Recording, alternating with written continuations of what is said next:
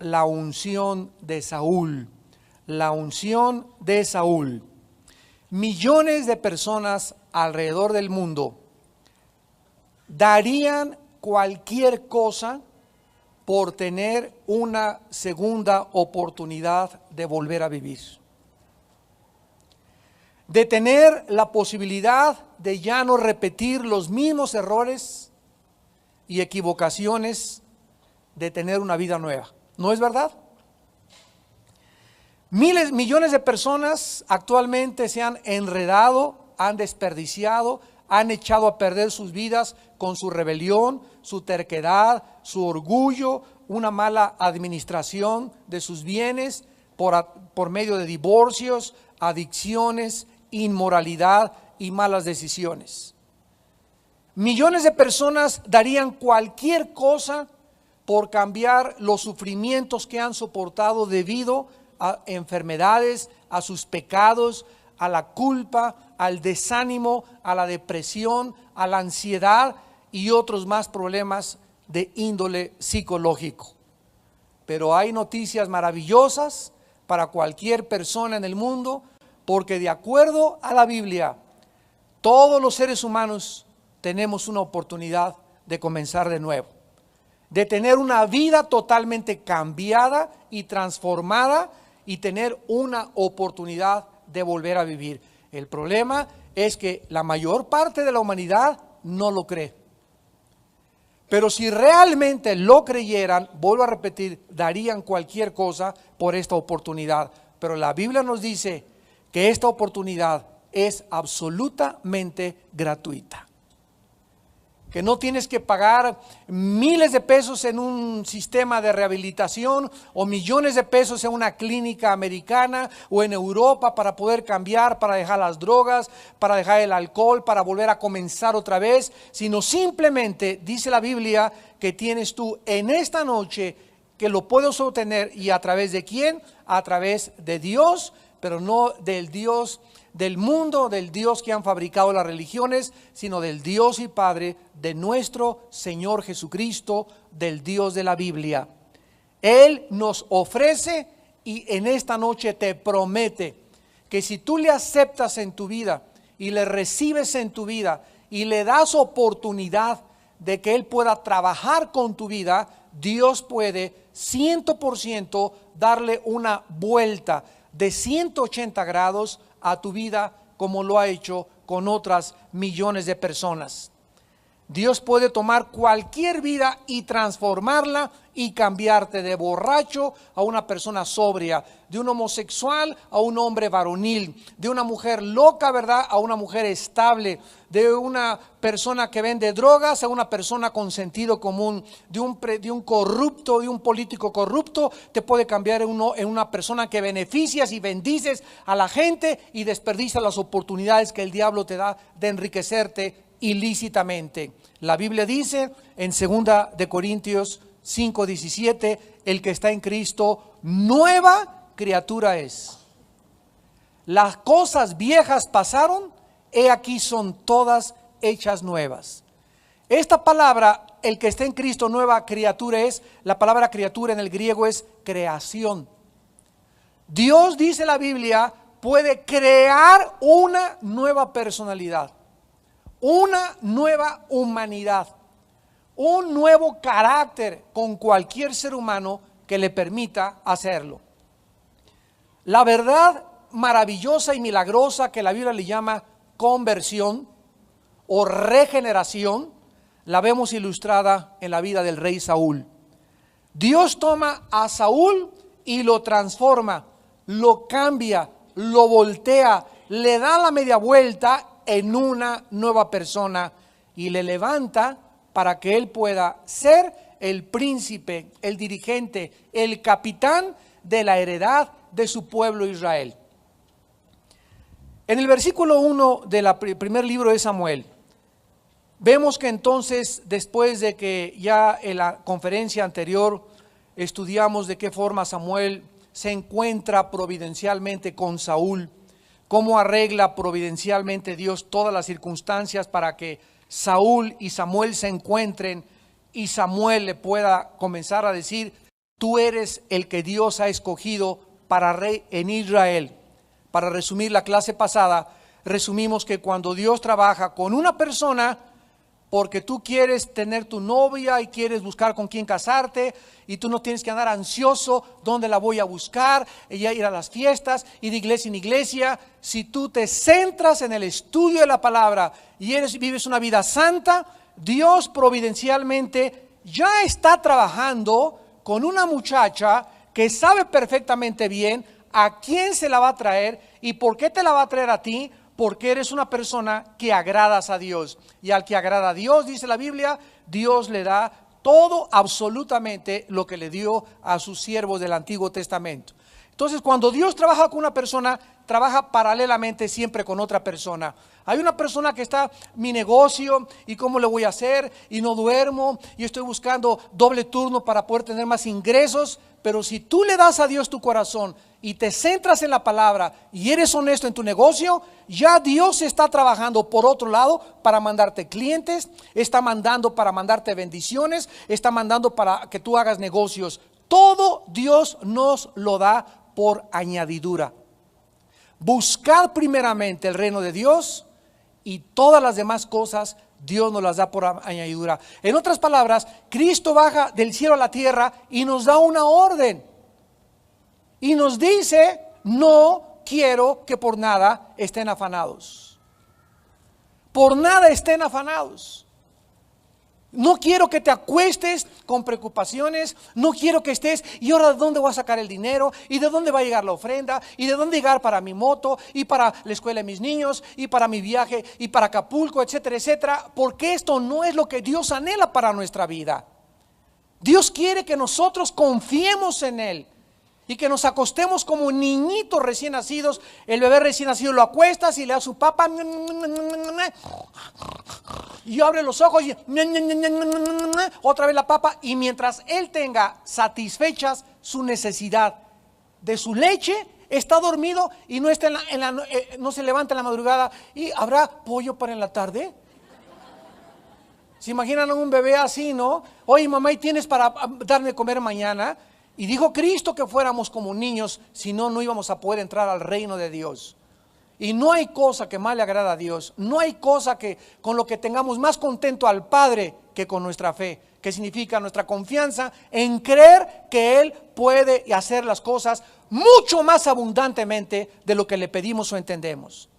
Porque sin fe es imposible agradar a Dios. ¿Quieres tener contento a Dios? ¿Quieres que Dios esté realmente dispuesto? Como dice mi hijo, papá, ¿con qué te puedo tener contento? Tenme contento obedeciéndome y creyendo, ¿verdad?, que yo soy suficiente para ti. Entonces no puede llegar mi hijo a las 8 de la mañana, papá, ¿tienes dinero en el banco para que nos des de comer mañana? Él no se va a preocupar por eso. Él se acuesta y hay cornflakes y a ver cómo le hacemos nosotros, pero el problema es de nosotros, no de los hijos. Y es lo que quiere Dios que entendamos, que el problema es de Él y no de nosotros. Él pelea nuestras batallas, Él lucha por nosotros, Él nos sostiene, Él provee mucho más abundantemente y Él hace todo paralelamente para que podamos nosotros descansar en Él. Entonces, ya que trabajaron paralelamente en la vida de Saúl y de Samuel, y Dios los puso juntos para que comenzara Saúl a entender que él era el rey de Israel, en el versículo 1 del capítulo 10, que inicia así nuestro estudio: tomando entonces Samuel una redoma de aceite. Un momentito. A los reyes no se les ungía con una redoma, se les ungía con un cuerno. Y si vemos la unción de David, David fue ungido con un cuerno, porque el cuerno en la Biblia significa poder. Y desde el momento en el que Samuel toma una redoma o una jícara para vaciar aceite sobre la unción de Saúl, nos damos cuenta desde ese momento que no era el hombre escogido por Dios. Lo tenía que hacer porque Dios se los prometió y porque le satisfizo sus caprichos a la nación de Israel, como lo hemos visto y lo confirmaremos en esta noche. Entonces Samuel toma la redoma de aceite, la derrama sobre su cabeza y lo besa y le dice: ¿no te ha ungido Jehová por príncipe sobre su pueblo Israel? Esto es un simbolismo el acto o el ritual de ponerle aceite a un rey es un simbolismo de ser apartado para Dios. El aceite en el Antiguo Testamento, la palabra shemen, que se usa para aceite, shemen, significa que esa persona tiene o recibe la vida de Dios.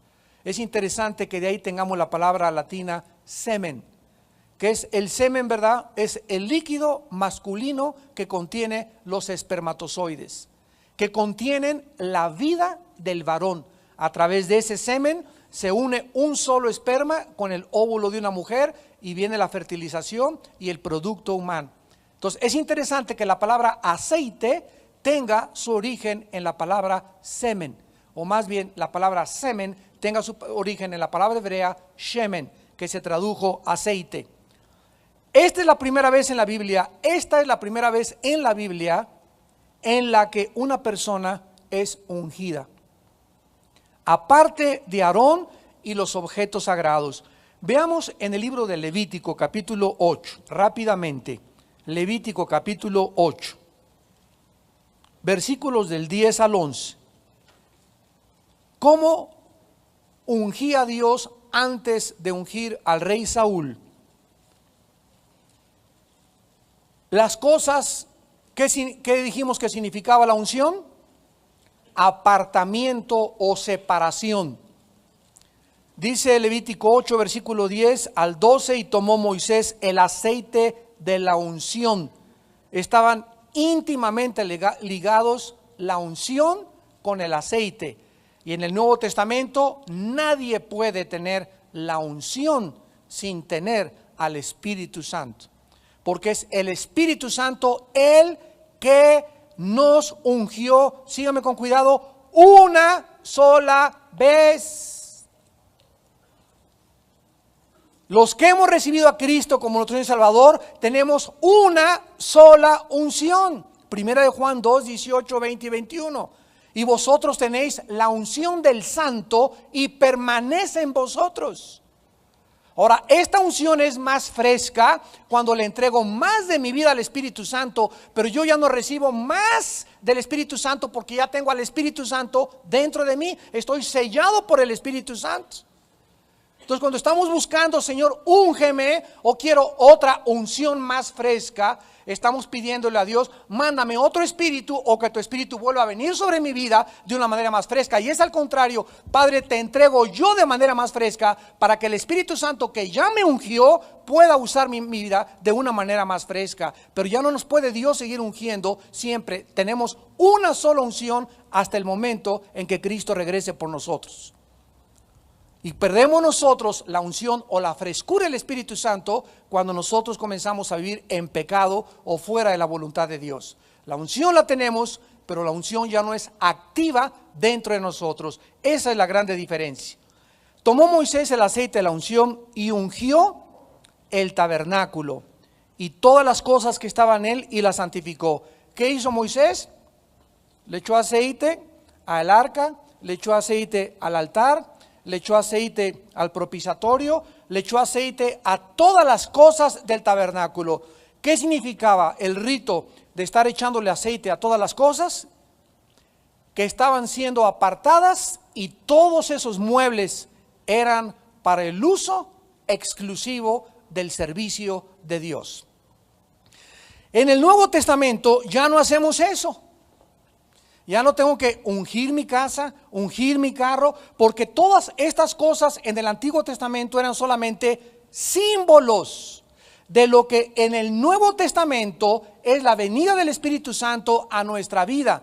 Y la única parte en el Nuevo Testamento donde se usa la unción es en Santiago capítulo 5 para ungir a los enfermos y de parte de los líderes de la iglesia. Pero ya no se nos manda echarle aceite a mi casa o a mi carro o a ninguna otra cosa. No hay ninguna orden del Nuevo Testamento, porque ahora tenemos el poder de la oración y la unción la tenemos nosotros. Y esta casa es apartada inmediatamente por medio de la oración, porque la oración santifica y aparta las cosas, siempre y cuando en esa casa tú vivas en santidad.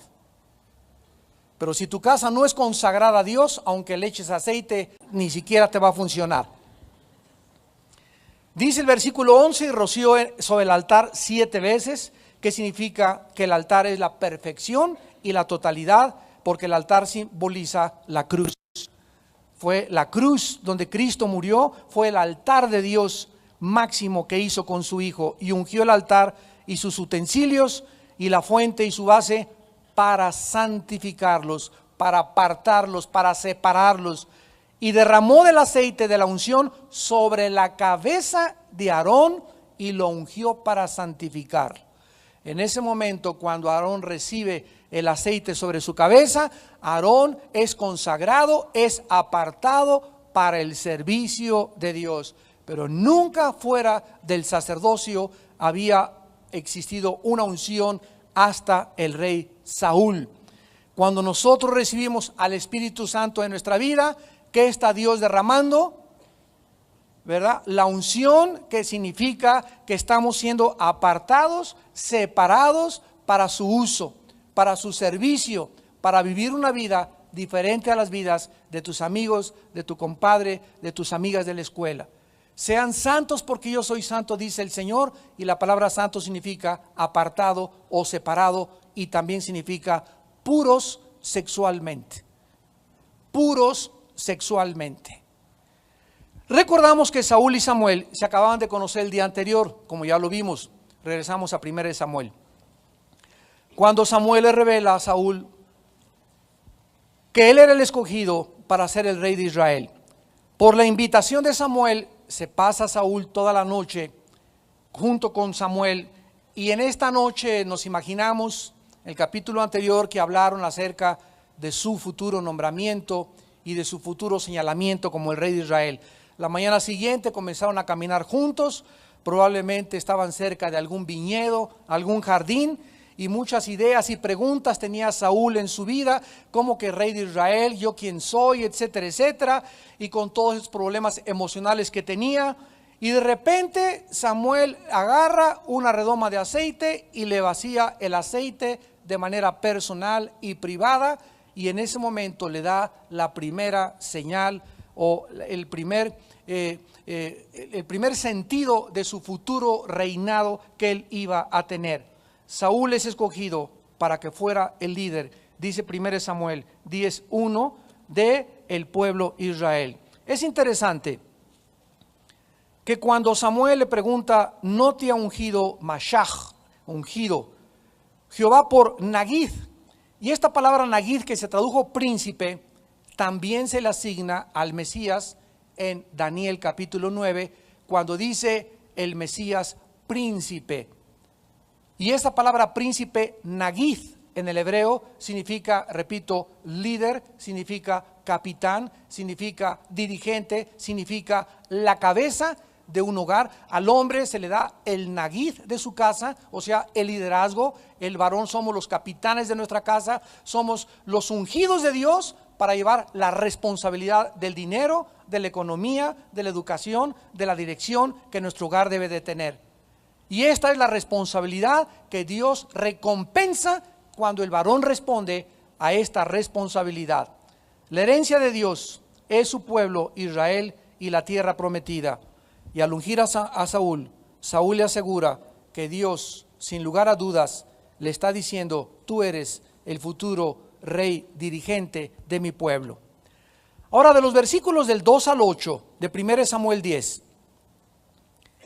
se le dan 4 señales a Saúl, milagrosas. Él no supo en el capítulo anterior que estudiamos que cuando se encontró con las doncellas formaban parte del plan de Dios. Recordamos la providencia de Dios. Él no supo en el capítulo anterior que cuando llegó cuando Saúl venía subiendo la loma y Samuel venía bajando para ir a la adoración, él no sabía que ese encuentro no era fortuito, no era accidental, no era coincidencial, sino que formaba parte del plan de Dios, que él conociera y que se encontrara en ese lugar, en ese momento, a ese hombre de Dios. Y así es como vimos la clase pasada, que Dios trabaja en nuestras vidas. Dios se encarga, cuando hacemos su voluntad y cuando estamos confiando en Él, de ponernos y sincronizarnos, eslabonarnos, poder compaginar con ministerios, con iglesias, con personas que vayan de acuerdo a nuestro pensar, que lleven la misma dirección, el mismo espíritu, el mismo objetivo, y todas esas gentes que siguen la misma ola y el mismo espíritu, Dios se encarga de ponerlas juntas, de eslabonarnos y de unirnos en un mismo sentir, en una misma mente. 4 señales Dios le da a Saúl ahora milagrosas para confirmar que él era el escogido de Dios. Y estas 4 señales iban a sucederle a Saúl en el mismo día. Una vez que estas señales sucedieran o acontecieran en la vida de Saúl, iban a ayudar a Saúl para que Saúl ya no tuviera absolutamente ninguna duda de que esto que estaba pasando era milagroso y que no había nadie más que la mano de Dios que estaba haciendo que sucedieran estas cosas que a continuación vamos a explicar, para que él supiera ya definitivamente que él era el escogido de Dios para la nación Israel. La primera señal se encuentra en el versículo 2. Le dice Samuel: hoy, después de que te hayas apartado de mí, hallarás 2 hombres junto al sepulcro de Raquel, en el territorio de Benjamín, en Selsa, los cuales te dirán: las asnas que habías ido a buscar se han hallado, tu padre ha dejado ya de inquietarse por las asnas y está afligido por ustedes, diciendo: ¿qué haré acerca de mi hijo? La primera señal era la siguiente. Le dice Samuel: mientras tú, Saúl, te regreses a tu casa, te vas a encontrar no con 3, no con 4, no con 1, te vas a encontrar con 2 hombres. Y que estos hombres, aparte de que te los encuentres, y tienen que ser 2, te van a decir estas palabras: oye, los burros y las asnas que tú andas buscando ya las encontraron. Ya no tienes ningún problema, pero tu papá está preocupado de que tú regreses a casa. Este encuentro, además, no solamente iba a ser con 2 hombres y lo que los hombres le iban a decir a Saúl, sino que este encuentro también iba a ser en un lugar especial, junto al sepulcro de Raquel. No aquí en la esquina, no en Walmart, no aquí arriba de la calle, sino exactamente en la esquina, en las calles y en el punto geográfico exacto donde el profeta le estaba diciendo que se iba a encontrar con estas personas. Y además los hombres le iban a informar que su padre ya no estaba preocupado. Recordemos que este evento aún no tomaba lugar y que Samuel estaba prediciendo algo que todavía no había sucedido, con todos los detalles posibles y exactos que nadie más que Dios lo puede hacer. Vean ustedes la exactitud de las profecías. Número 1, le profetiza la cantidad de personas con la que se iba a encontrar: 2 hombres. Número 2, el lugar donde los encontraría: junto a un sepulcro, y no cualquiera, sino junto a la tumba de Raquel. Número 3, las cosas que estos hombres le dirían acerca de las asnas y la actitud de preocupación que su padre tenía de él. Y así encontramos esto en toda la Biblia. Damas y caballeros, estudiantes de profecía. Cuando Jesucristo vino al mundo hace 2000 años, miles de años de anticipación, los profetas dijeron dónde iban a ser Belén Efrata, para ser la más pequeña de las aldeas de Judá. ¿Quién iba a ser su madre? Iba a ser una virgen. Algo incongruente y lógico, como una virgen, si tiene un hijo, pues ya no es virgen. ¿No es verdad? Pero se profetizó que iba a ser virgen la madre, o sea, iba contra toda lógica y toda razón humana. Y así fue exactamente. Se profetizó cómo iba a crecer, dónde iba a vivir, cuál iba a ser su ministerio, cómo iba a ser rechazado, quiénes lo iban a rechazar, cuándo lo iban a rechazar, qué iba a pasar en su muerte, qué iba a pasar en la cruz.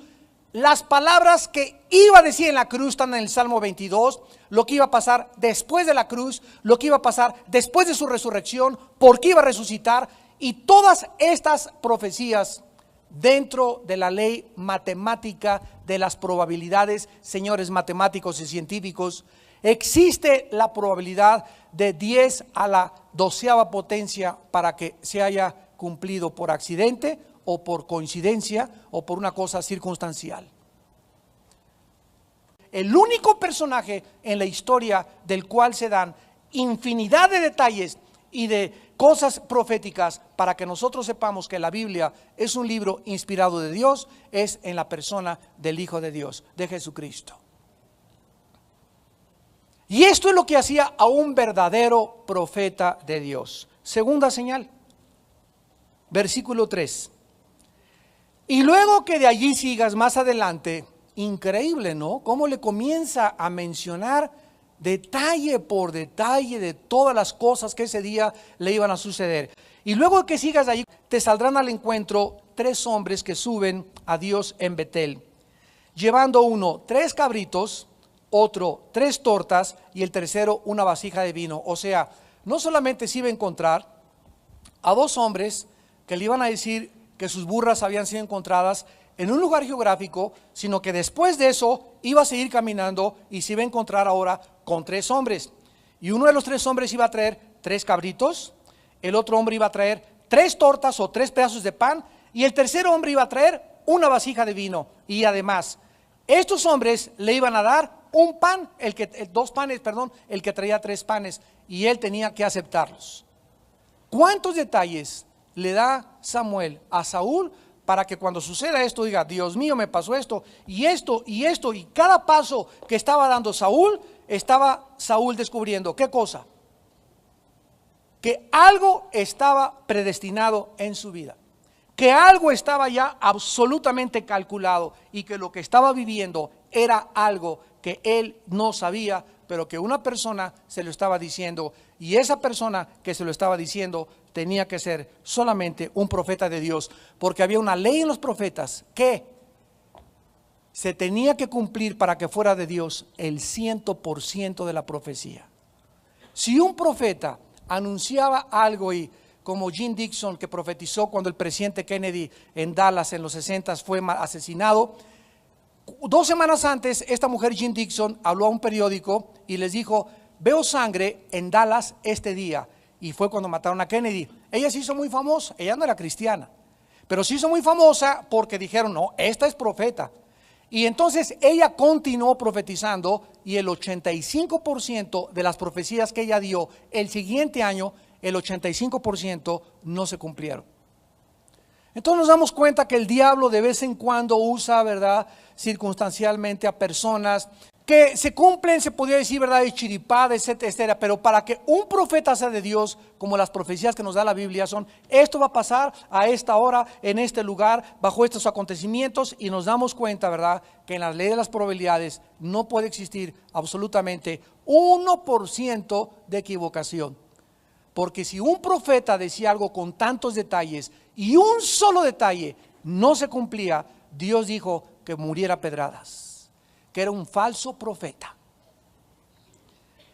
En esta segunda señal se le vuelve a predecir el lugar exacto donde se debe encontrar con estos varones. Dice el versículo 3, en la encina de Tabor. También se le predice lo que estos varones iban a llevar. Ya lo vimos, uno 3 cabritos, el otro 3 panes o 3 tortas, y el otro solamente una vasija de vino. Pero además se le predice que lo iban a saludar, y que al conocerlo le iban a ofrecer 2 tortas de pan, las cuales él tenía que aceptar, y Saúl estaba aceptando cuando le dieran estos panes que realmente él era el legítimo rey de Israel. La tercera señal la encontramos en el versículo 5, y le dice Samuel a continuación, y después de esto, qué bárbaro, ¿no? Llegarás al collado de Dios, donde está la guarnición de los filisteos, y cuando entres allá en la ciudad encontrarás una compañía de profetas que descienden del lugar alto, y delante de ellos salterio, pandero, flauta y arpa, y ellos profetizando. Entonces el Espíritu de Jehová vendrá sobre ti con poder, y profetizarás con ellos, y serás mudado. O en la palabra habhak, en el hebreo es convertido, o se te dará una media vuelta en tu humanidad. Mientras Saúl continuaba regresando a su casa, se iba a encontrar en tercer lugar con una procesión de profetas que regresaban a adorar a Dios.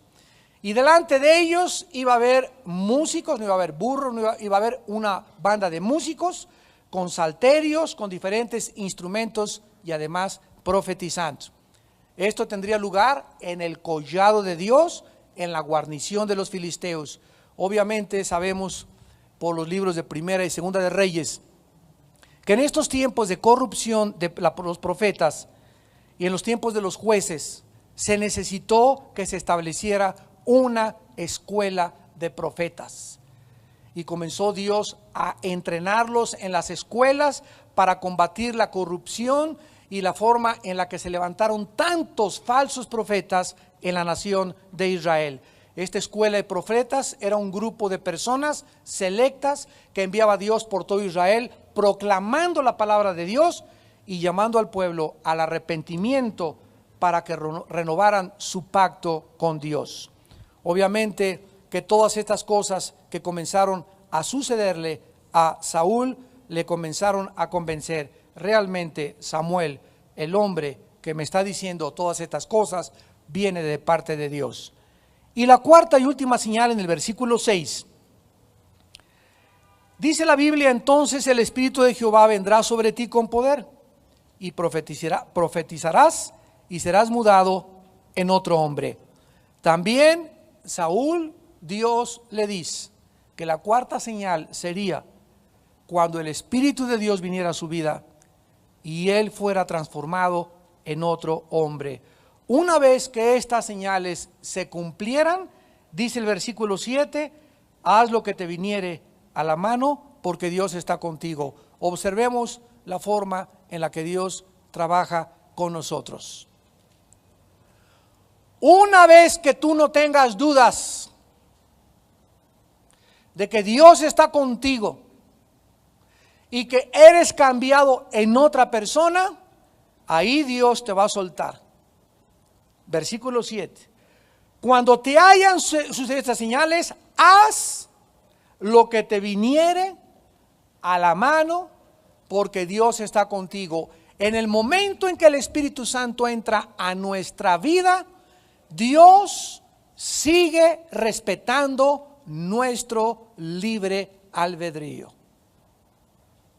No nos convierte en robots para que nosotros todo absolutamente Él nos toma como un guante y mete Dios la mano en el guante y Dios se mueve y Él hace que yo vaya a este lugar, Él hace que yo vaya a la discoteca, Él hace que compre esa revista pornográfica, Dios me hace que compre ese video. No, Dios está con nosotros, pero está con nosotros para que nos sometamos a su voluntad, para que le obedezcamos, para que sigamos fielmente, ya que estamos convencidos que el Espíritu Santo entró en nuestra vida y que no tengo dudas de que Dios está conmigo y de que soy una nueva persona en Cristo. Dios me dice, ahora de aquí en adelante te voy a vigilar.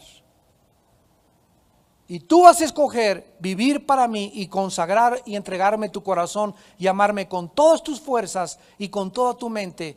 O si quieres escoger solamente ser mitad cristiano y tener el sábado en la noche una pata en la disco y el domingo tu pie diciéndome en el servicio, santo, santo eres Señor. Y el domingo te guameas a la esposa y el martes vas al estudio bíblico y el miércoles transas en tu trabajo y el jueves, ay Señor perdóname, y el viernes otra vez vas y rentas una película pornográfica y comienzas a bandear y a nunca llegar a ningún lado y dices que tienes a Dios, pero tus acciones demuestran que te estás desintegrando en tu personalidad emocional y espiritualmente. Porque cuando una persona dice algo y hace otra cosa, se desintegra emocionalmente su personalidad. Los psicólogos le llaman esquizofrenia. O sea, dos personalidades.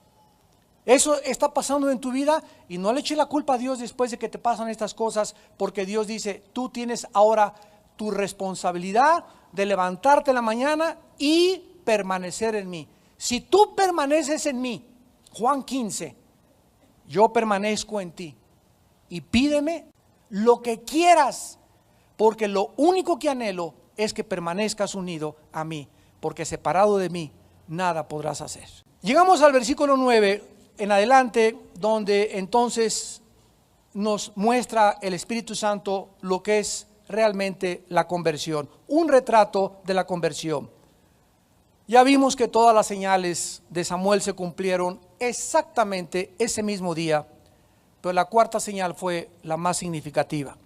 El Espíritu de Dios viene sobre Saúl y dice el versículo del 9 en adelante: aconteció luego que al volver él la espalda para apartarse de Samuel, le mudó Dios su corazón.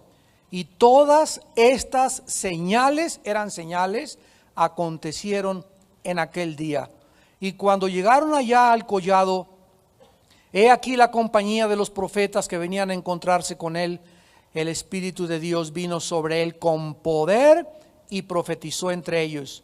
Y aconteció que cuando todos los que le conocían antes vieron que profetizaba con los profetas, el pueblo decía el uno al otro: ¿qué le ha sucedido al hijo de Cis? ¿Saúl también entre los profetas? Mientras Saúl entraba a la ciudad, fue exactamente como Samuel le dijo, se encontró con todos estos profetas que le recibieron inmediatamente. El Espíritu de Dios cae sobre Saúl y él comienza a profetizar. ¿Qué significa la palabra profetizar? La palabra profetizar no significa siempre anunciar el futuro. La palabra profetizar significa hablar o proclamar los oráculos de Dios. Bíblicamente, tanto en el Antiguo como en el Nuevo Testamento. Dentro de los profetas, del oficio del profeta, muchas veces Dios, repito, como lo hacía ahorita con Samuel, anunciaban y tenían la facultad de Dios para anunciar el futuro como señales y demostrar que ellos realmente eran los profetas de Dios. Y todo lo que va a acontecer en el futuro, absolutamente todo lo que Dios nos quiere revelar, porque las cosas secretas pertenecen a Dios, mas las reveladas, todo lo que Dios nos ha revelado en la Biblia acerca del futuro ya está escrito. Ya está escrito. Y ahora Dios quiere dirigir mi vida con el Espíritu Santo usando la Biblia. Cuídate cuando alguna persona te dice: es que a tu iglesia le va a pasar esto, o te vas a casar con fulano de tal, y aquí de tu iglesia va a pasar esto y va a pasar aquello, etcétera, etcétera, ¿verdad? Porque entonces caemos en la adivinación. La Biblia termina en Apocalipsis 22: cualquiera que le agregue palabras a este libro de la ley, cualquiera que le agregue o cualquiera que le quite, las plagas de este libro vendrán sobre su vida. Tenemos que tener mucho cuidado. Nuestras vidas no son dirigidas por la profecía, sino por el Espíritu Santo. Entonces hay mucha gente que busca atajos y anda buscando que me digan algo que me va a pasar, qué va a pasar con mi vida. Y Dios nos guía por fe. El justo por la fe vivirá, no por vista. Y el autor y el consumador de la fe es Jesucristo. Y tenemos que creer, como dice en 2 de Pedro 1:19, dice Pedro en 2 de Pedro, subimos al monte y nosotros vimos a Cristo transformado en el monte de la transfiguración. Y es maravillosa la experiencia que tuvimos con Cristo. ¡Qué barbaridad! Lo vimos cómo fue cambiado en el Cristo glorificado. Pero dice Pedro a continuación, versículo 19, tenemos la palabra profética más segura. Más segura que qué. ¿Qué estaba tratando Pedro de decir? Más segura que qué. Dentro del contexto era más segura que las visiones. Tenemos la palabra profética más segura que cualquier otra cosa, porque mientras nuestra fe esté en la palabra, nunca perderemos el camino. Nunca podremos ser engañados. El diablo es especialista en halagar nuestro ego. Y al diablo le encanta mandarte gente que te digas: eres lo máximo. No hay como tú. El mensaje que predicaste, ni Billy Graham lo predica. Tú vas a ser el ungido de Dios. Y tú vas a ser el profeta. Y todas estas cosas, ¿qué le hacen a nuestro ego? ¿Nos la creemos? Nos la creemos y comenzamos a creer que realmente es así. Cuando Dios nos guía paso por paso, mientras no suba un escalón, Dios no me da luz para el tercer escalón, Dios no me alumbra 5 escalones de mi vida, ni en los próximos años de mi vida. Dios quiere que camine diario, confiando en Él, conforme a vuestra fe, conforme a vuestros días, vuestras fuerzas. Cada día traerá su afán, no os afanéis por el día de mañana. Una vez que estas fueron cumplidas, Saúl debería comenzar a cumplir sus deberes. Él tendría que comenzar a ejercer su libre albedrío, como ya lo vimos, con la promesa que Dios estaría con él. Dios le iba a enseñar cómo dirigir su pueblo y cómo establecer el reino de Israel. Y entonces en el versículo 8 dice la Biblia que delante de él iba a estar en Gilgal. Versículo 8, 1 Samuel 10. Bajarás delante de mí a Gilgal, descenderé yo para ofrecer holocaustos y a sacrificar ofrendas de paz. Y observen, hermanos, la primera orden, el primer mandamiento que Samuel le da a Saúl es esperar. Saúl, quiero decirte, sin que Samuel se lo haya dicho, pero cuando le dijo, te vas a esperar 7 días, Dios nos dice lo mismo a nosotros: es necesaria vuestra paciencia para que heredéis las promesas, para que os hagáis imitadores de aquellos que por la fe y la paciencia, Hebreos 6:10, Hebreos 10:36, heredéis las promesas, para que habiendo hecha la voluntad de Dios, podráis recibir la promesa. ¿Qué necesitamos más que cualquier otra cosa en la vida cristiana? Increíble. Ser pacientes. Ser pacientes para esperar a que lo que este libro dice lo vea yo hecho una realidad. Pero como dice Hebreos 10:36, para que una vez que haga la voluntad de Dios reciba la promesa. O sea, sabemos que dice Efesios 1:3 que Dios nos ha bendecido con toda bendición espiritual en los cielos. O sea, no hay ninguna bendición que yo ya no tenga, ni que tú tampoco tengas. Las tenemos todas y están todas en el cielo, en los lugares celestiales, y las tenemos que bajar. Dios te promete, y es una bendición, que te va a traer una muchacha a tu vida, un hombre para tu vida, pero tú necesitas primero que Dios vea que estás haciendo su voluntad.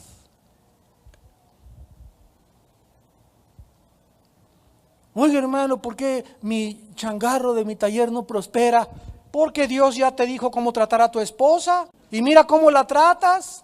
Pero llegas a la iglesia y no la tratas como una reina, no le das el respeto debido, miras otras mujeres, tienes otra mujer en tu corazón. Pero si Dios no ve que hace la voluntad en las cosas que tú ya sabes que es con tu esposa y tener una relación buena con tu esposa en tu matrimonio, ¿cómo quieres Dios que trate con una segunda parte? Pero los hermanos quieren saber qué es la predestinación y cuál es el misterio de la maldad y por qué Dios permite que Nueva Orleans sea azotada y por qué permite los tsunamis, que Dios está en falta de misericordia, y comienzan a caer en un estado de confusión teológica, emocional y mental, y ellos quieren respuestas cuando ellos no quieren hacer la voluntad de Dios, y Dios no le satisface el intelecto a nadie por capricho.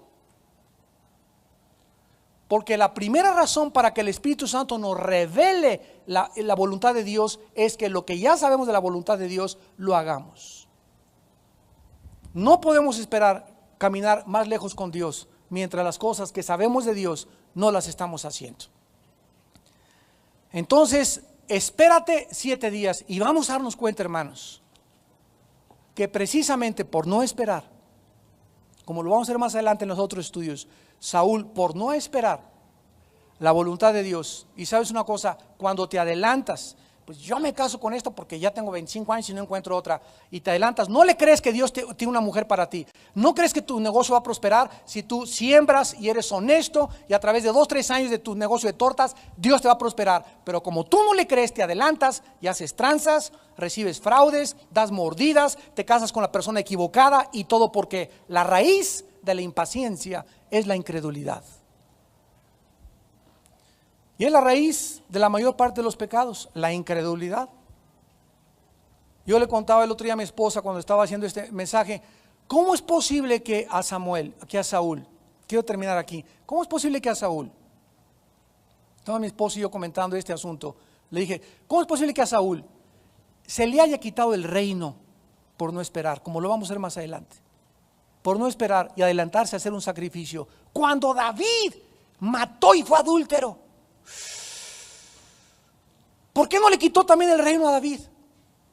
Y comenzamos a entender el carácter de Dios, que sus pensamientos no son nuestros pensamientos. Y cuando lleguemos a este punto de estudio en la Biblia, se los voy a revelar para que duerman con la conciencia tranquila y para que comiencen a pensar qué diferencia hubo entre Saúl y entre David. Y es la misma diferencia que hubo entre Judas y entre Pedro. Los dos cometieron pecados gruesos, alta traición, pero uno está en el infierno y otro en el cielo. ¿Qué hizo la diferencia? Lo veremos después. Oremos. Padre, te damos gracias por tu palabra. Te damos gracias, Señor, por alimentarnos, por mostrarnos el camino, la luz y la verdad. Y saber, Señor, que podemos tener una total y absoluta confianza cuando nosotros somos pacientes en nuestra vida para esperar tus promesas.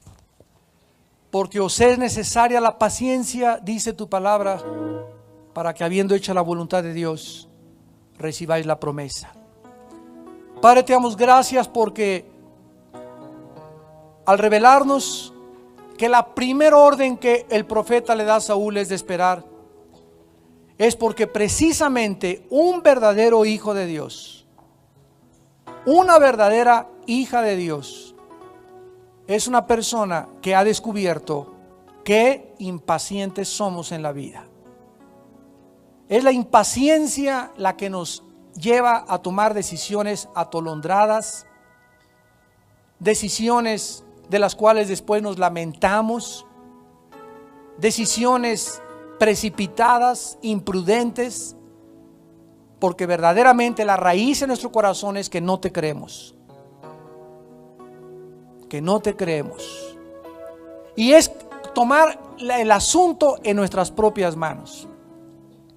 Y cuando tomamos las cosas en nuestras propias manos, sin esperar tu tiempo,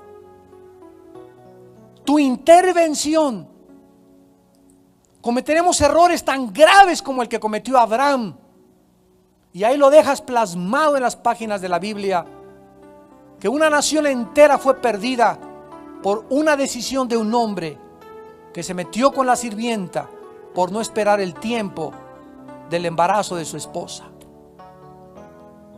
Oh Dios, por todos lados nos das cuenta y nos enseñas, Señor, que la paciencia significa soportar las pruebas, soportar lo que la vida nos depara sin murmurar, sin quejarnos, sabiendo que tú estás al control y que de esta prueba tú nos tienes que sacar y que es necesaria esta prueba, porque la única forma de que la paciencia se desarrolle es mediante las tribulaciones.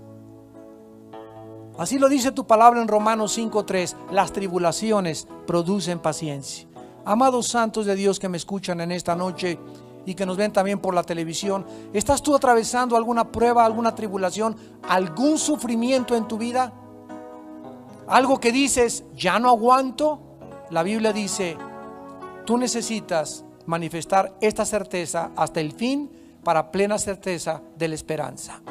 No desmayes, no te desanimes, sigue aguantando, sigue soportando bajo la poderosa mano de Dios, porque Él te va a dar gracia y Él te va a exaltar en su tiempo.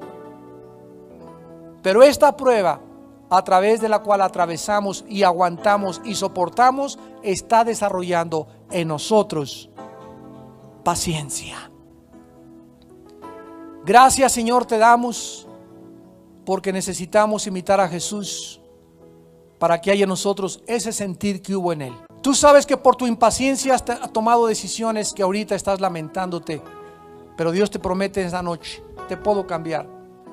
Puedo cambiar todo tu matrimonio, todas tus circunstancias, toda tu vida, tu trabajo, si tú en este momento me rindes tu vida, me entregas tu vida con todo tu corazón y crees que yo soy Dios, que morí en una cruz para pagar por tus pecados y que derramé mi sangre para poder limpiarte y darte el perdón de tus pecados. Si alguna persona en esta noche quiere invitar a Jesucristo a su vida por primera vez y creerle a Dios el testimonio que nos ha dado acerca de su Hijo Jesucristo, ahí desde tu lugar dile estas palabras: Señor mío y Dios mío, te pido perdón por mis pecados. Te pido perdón por todas las equivocaciones y errores que he cometido en mi vida, por mi impaciencia, por mi ignorancia. Ahora creo que en la cruz tu Hijo pagó por mí. Con su sangre lavó mis pecados. Y yo te pido, Jesús, que en este instante entres a mi vida como mi Señor y mi Salvador. Lávame y conviérteme, muda mi corazón, transfórmame en una nueva criatura y muéstrame tu camino y tu verdad. Gracias por la vida eterna que me das y por el poder que en esta noche, a través de tu unción, depositas en mi vida.